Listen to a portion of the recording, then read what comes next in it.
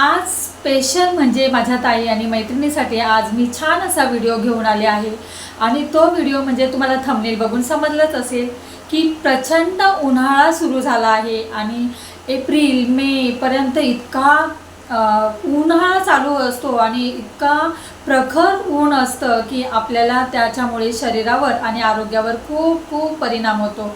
ते चेहऱ्यावर तर होतच असतो आणि आपल्या चेहऱ्याची, त्वचेची आणि आपल्या आरोग्याची ही उन्हाळ्यामध्ये कशी काळजी घ्यायची हे आज मी सगळं काही तुमच्याबरोबर शेअर करणार आहे। तर चला।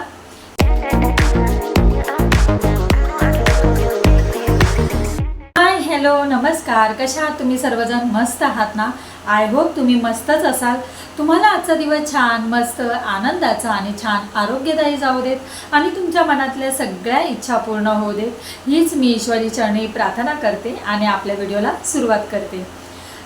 तर उन्हाळ्यामध्ये आपण काय काळजी घ्यायची, काय घ्यायचं आहे, काय त्वचेला वापरायचं आहे, कुठली सनस्क्रीन वापरायची, हे सगळं काही आपापल्या परीने आपण करत असतो।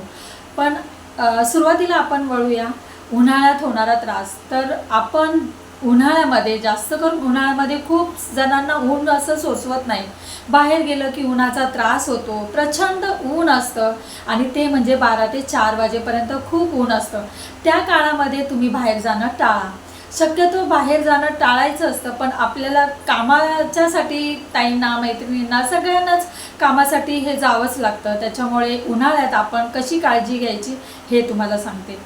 तर 12 ते 4 वाजेपर्यंत खूप ऊन असतं। त्या उन्हाळ्यात आपल्याला जर बाहेर जायचं असेल तर तुम्ही गॉगल लावा, स्कार्फ लावा, असं पूर्ण चेहऱ्याला पूर्ण स्कार्फ लावा, म्हणजे आपल्या त्वचेवर उन्हाचा काहीच परिणाम होऊ शकत नाही आणि आपली त्वचासुद्धा छान राहते। ते दुसरी गोष्ट म्हणजे उन्हाळ्यात आपण सनस्क्रीन वापरतो। तर आपल्या त्वचेला ज्या काही सनस्क्रीन असतात, म्हणजे तुमच्या त्वचेला काही तुम्हाला सूट होत असेल तशा सनस्क्रीन वापरा।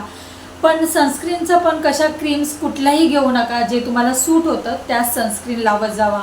उन्हामध्ये ते सनस्क्रीन लावल्यामुळे आपल्या त्वचेवर खूप छान परिणाम होतो आणि त्वचासुद्धा चांगली राहते आणि त्वचेवर कुठलाच गोष्टीचा परिणाम होत नाही, उन्हाचा परिणाम होत नाही उन्हाळ्यामध्ये। आता दुसरी गोष्ट म्हणजे उन्हाळ्यामध्ये प्रचंड तहान लागते।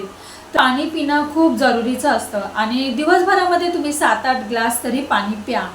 आपल्या शरीरासाठी पाणी हे खूप छान आहे। त्या पाणी पिल्याने आपल्या त्वचेवर खूप तजेलदार त्वचा होते, छान नितळ होते आणि ते सगळं पाणी पिल्याने परिणाम आपल्या त्वचेवर दिसून येतात आणि आपल्या ते आरोग्यासाठी पण खूप छान असतं। दुसरी गोष्ट म्हणजे तुम्ही उन्हाळ्यात लिंबू सरबत घेऊ शकता, नारळ पाणी घेऊ शकता, ताक पियायचं। ताक पण खूप छान असतं, दही असतं। दही संध्याकाळचं घ्यायचं नाही, पण दुपारच्या टायमाला तुम्ही दही, ताक या गोष्टी घेऊ शकता। दही आणि ताक ही खूप अतिशय थंड असतं आणि ते आपल्या त्वचेसाठी, आरोग्यासाठी खूप उत्तम आहे। तर तुम्ही ही दुपारी घेत जावा। लिंबू पाणी घेत जावा। हे ते थंड पेय आपल्याला खूप तहान लागते, त्याच्यामुळे हे पाणी पिल्याने आपल्या शरीरासाठी पण चांगलं आहे आणि सतत पाणी पीत राहावा। तर हे उन्हाळ्यात आता हे पाणी किंवा लिक्विड घेणं खूप जरुरीचं असतं।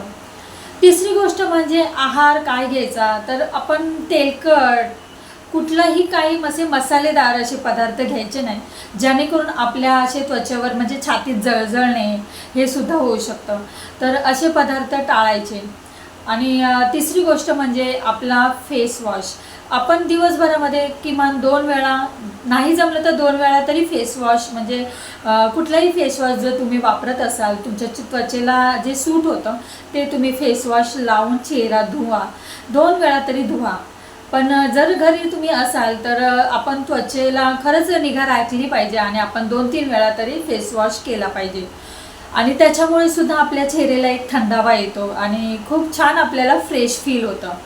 आणि दुसरी गोष्ट म्हणजे वाफ घेणे। प्रत्येकाच्या घरामध्ये स्टीमर असतं, तर त्याने तुम्ही आठवड्यातून एकदा तरी वाफ घ्या। चेहऱ्याची वाफ तुम्ही आठवड्यातून, नाही जमलं तरी आठवड्यातून तुम्ही एकदा चेहऱ्याची वाफ घ्या।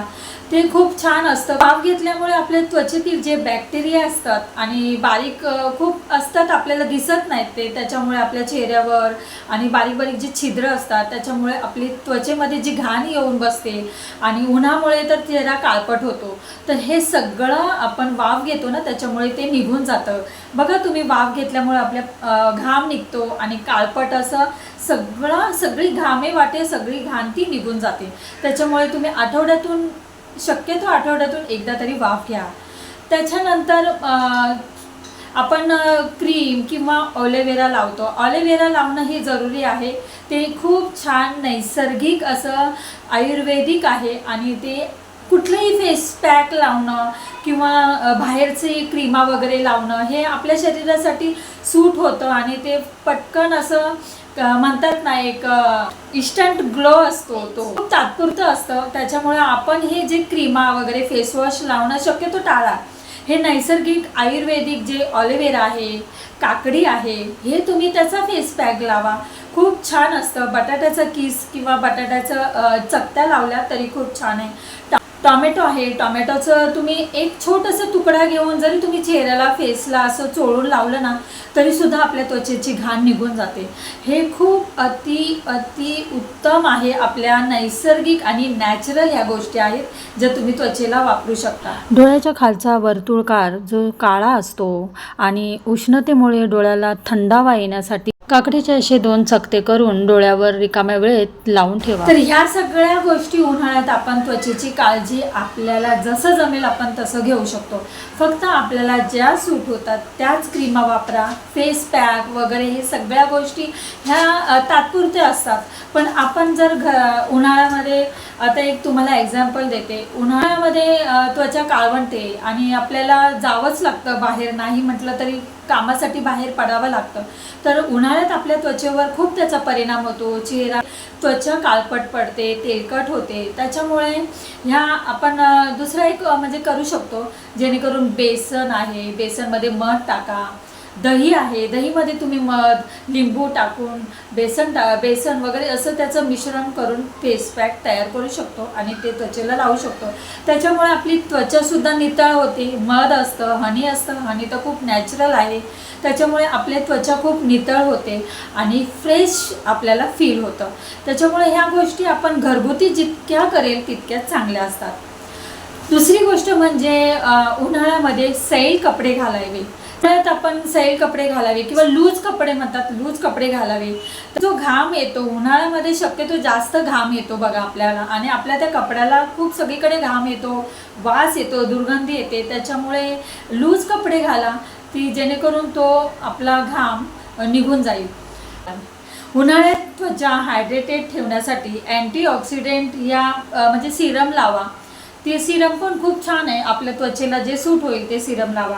पुन्हा तर हे तुम्हाला दाखवते मी. हे ऑलिव्हेराचं जे जेल आहे ते खूप छान आहे आणि ते आपल्या चेहऱ्याला नुसतं लावलं ना सकाळी आंघोळ केल्यावर तरी खूप छान आपली त्वचा नितळ होते आणि छान फ्रेश वाटतं. तर हे ऑलिव्हेरा जेल तुम्ही असं आणू शकता रेडीमेड, किंवा आपल्याकडे घरात नैसर्गिक म्हणजे नॅचरल हे ऑलिव्हेरा जेलचं झाड असतंच, तर ते सुद्धा खूप छान आहे. त्याचा जर गर काढून तुम्ही लावला तरीसुद्धा अतिउत्तम. तर हे मी असं घरी आणून ठेवले आहे बॉटल ऑलिव्हेराची. तर हे तुम्ही जेल लावून असं छान हलक्या हाताने मसाज करायचं आहे.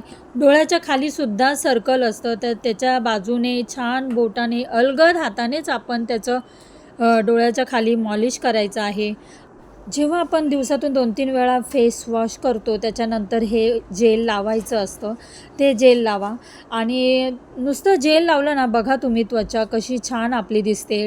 आणि तुम्ही संध्याकाळी झोपण्याच्या पूर्वी आपल्याकडे नारळ तेल किंवा बदामाचं तेल असेल ना, त्याने सुद्धा हलक्या हाताने मसाज करू शकता. तर संध्याकाळचं मसाज केल्यामुळे खूप छान झोप लागते. आपल्या चेहऱ्याच्या पण ज्या त्वचेवरच्या ज्या नसा असतात त्या मोकळ्या होतात. सगळी घाण निघून जाते.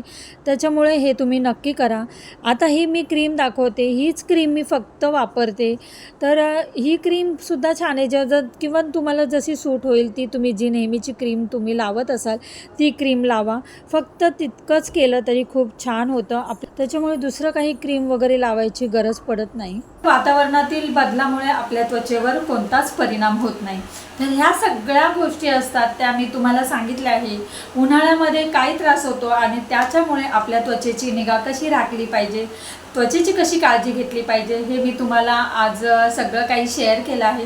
तर चला, व्हिडिओ कसा वाटला मला तुम्ही नक्की कमेंटमध्ये सांगा.